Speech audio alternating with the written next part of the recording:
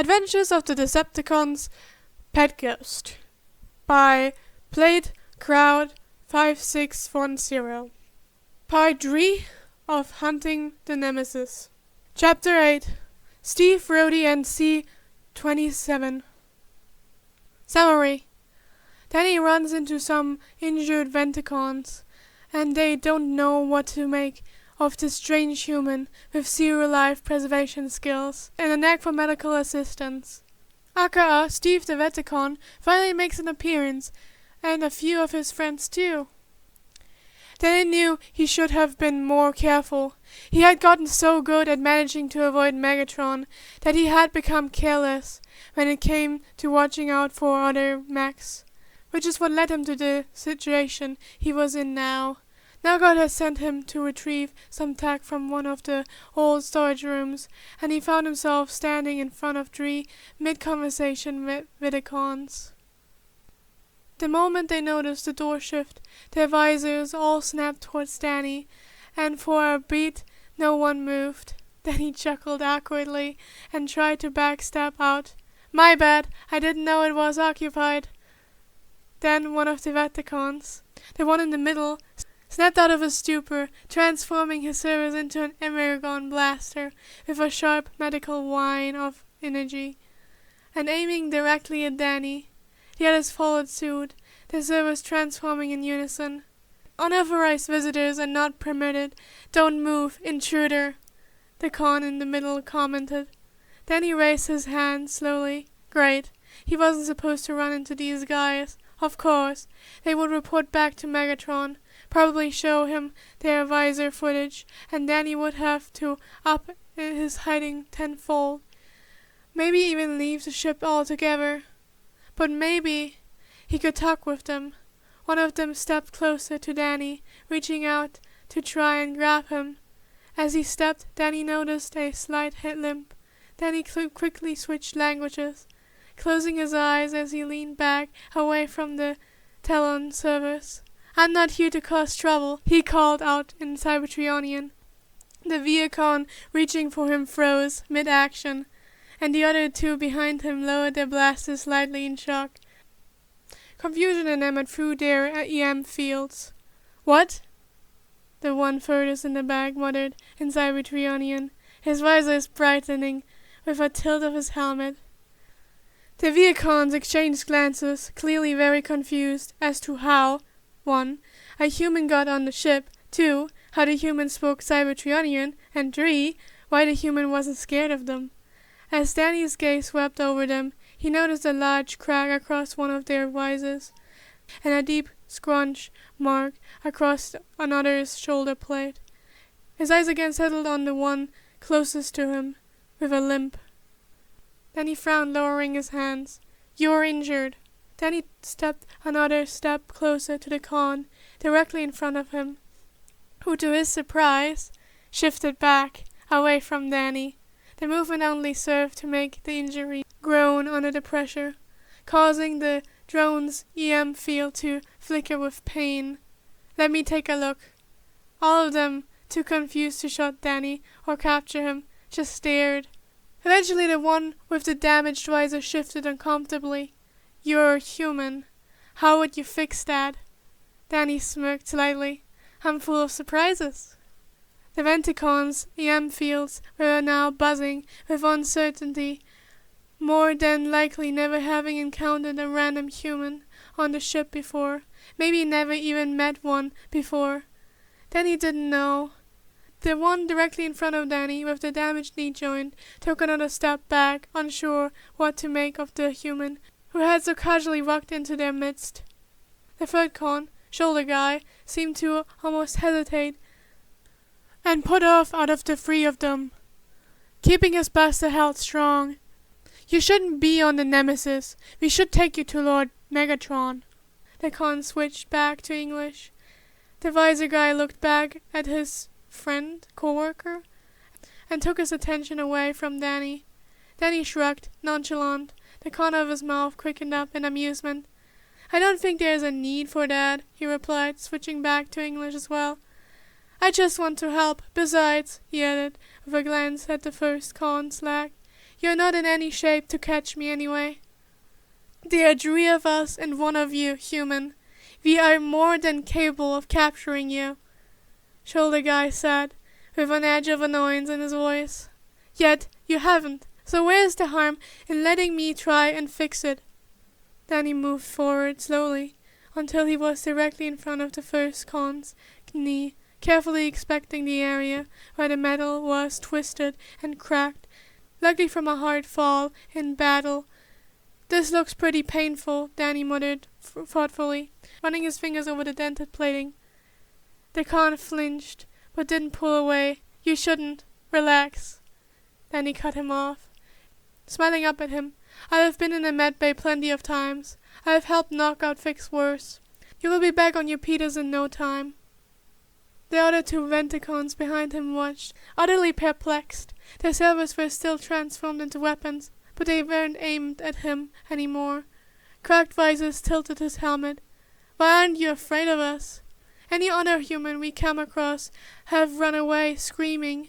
You show no fear at our weapons. Danny's smirk widened as he urged the Venticon in front of him to sit down, with hand motions and a gentle push. And the con obliged, sitting up with his back against one of the larger crates. Trust me, I'd have seen scarier things than a few giant robots with blasters.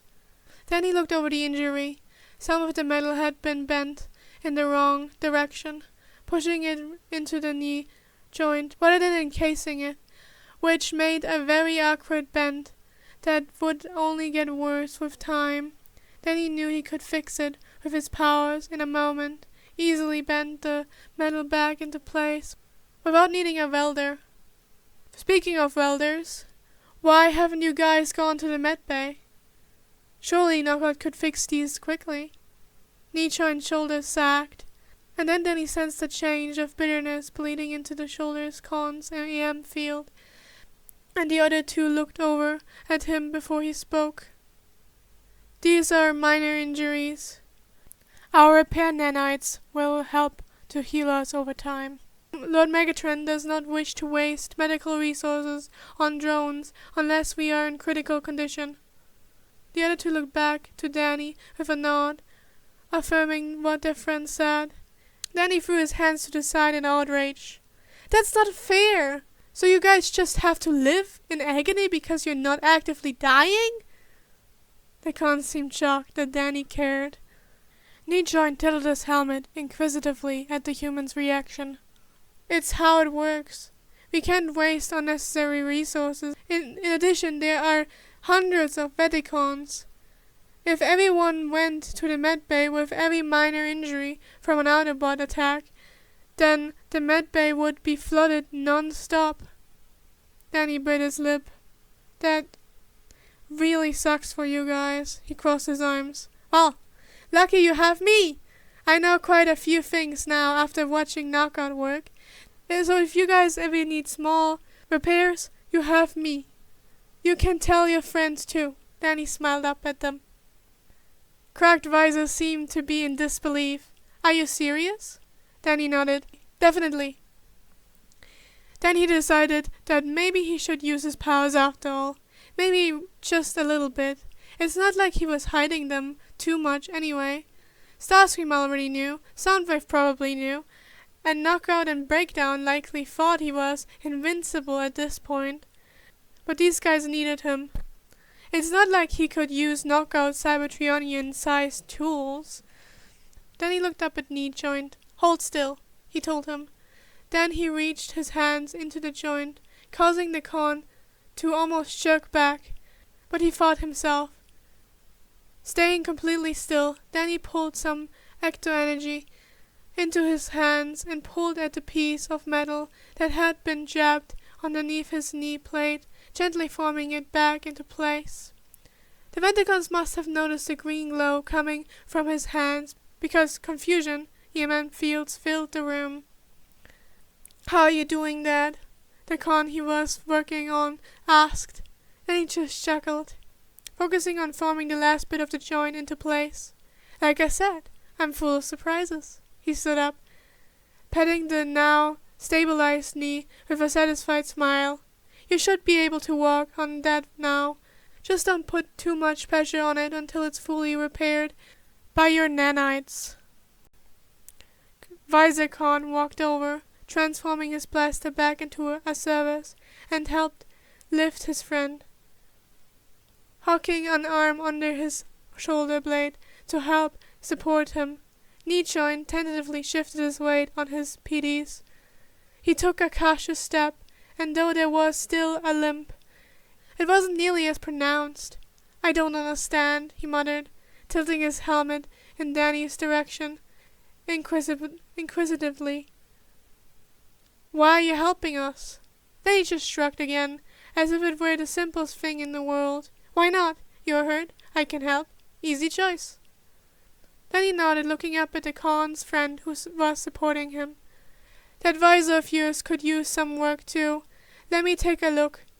The Decepticon instinctively stepped back, just staring at Danny as he stood in front of him, barely coming up to the Khan's knee.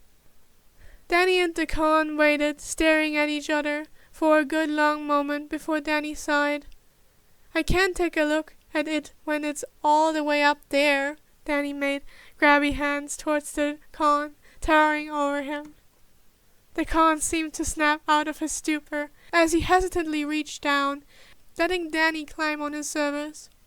Danny was raised to the mech's helmet, and he grabbed onto it with both hands, examining the cracked surface. His fingers brushed lightly over the damage. Then he pulled some ecto energy into his fingers again, but paused when the Decepticon froze, unsure whether to back away or let Danny continue. His EM field was buzzing with confusion and unease with that strange light so close to his optics. "Steve, you're seriously just going to let the human touch your visor?" Shoulder Decepticon asked, incredulously, though even he sounded more baffled than angry. Danny chuckled. He hadn't expected the name Steve for one of Megatron's murdered rounds. "You guys act like I'm doing brain surgery here. It's just a crack." There wasn't too much Danny could do about a crack compared to the work he did on the knee joint, but he could still help the nanites process along and seal the crack before any excess moisture could get in. He focused his energy on slightly melting the glass or whatever material these guys' visors were made out of, and sealing it with a slightly raised edge. He leaned back, hands on either side of the Khan's helmet, admiring his handiwork. "There, all set. At least for now. I will have to come and take a look at it in a couple of days." The Decepticon, Steve, stared at Danny, utterly bewildered. Danny then jumped off the Khan's service and landed on one of the crates to get closer to the last Decepticon, the one with the damaged shoulder. They all jolted at the height from which Danny jumped, but when they concluded Danny was fine, they eased up. Danny started trying to inspect the injury, but the Khan turned away, crossing his servers over his chest, one of them still transformed into a blaster. Danny drew his hands to the side. "Oh, come on, man. You saw I just helped your friends. I'm fine. I don't need a human to help patch me up. I will get over it. You guys are all ridiculous." The Khan turned his helmet away like a stubborn child. Danny sighed and put his hands into his pockets. "Okay, man, you don't have to take my help, but I'm still offering it. Maybe I could help with the pain, at least. That's better than dealing with it for however many days or weeks until it's healed." Knee joint perked up, stepping closer. "Come on, C-27. The kid's actually pretty good." He then shifted his weight on and off the joint again for emphasis. Danny inwardly thought about how the Decepticons could go from names like Steve to C-27, but who was he to judge? C-27 looked like he was about to argue with Steve, when Steve stepped in. "See, you know Rhodey's right. You've been complaining about that blaster shot on your plating for days. Steve gestured towards C-27's shoulder. Then he filed the name Rhodey away so he could stop calling him knee-joint. Then he waved his magic fingers for emphasis when the con looked down at him. The con gave a dramatic sigh before turning to his friends. We should be turning him in to Megatron, not using him to fix up our things. Rhodey spoke up, putting a service in the air. He said he works with Knockout, so he must be allowed on the ship. He could be lying, C-27 spat back. Danny leaned back on his feet. Would it help if I said I am Starscream's pet human? Danny asked. All three voices snapped to him. Commander Starscream got a pet human?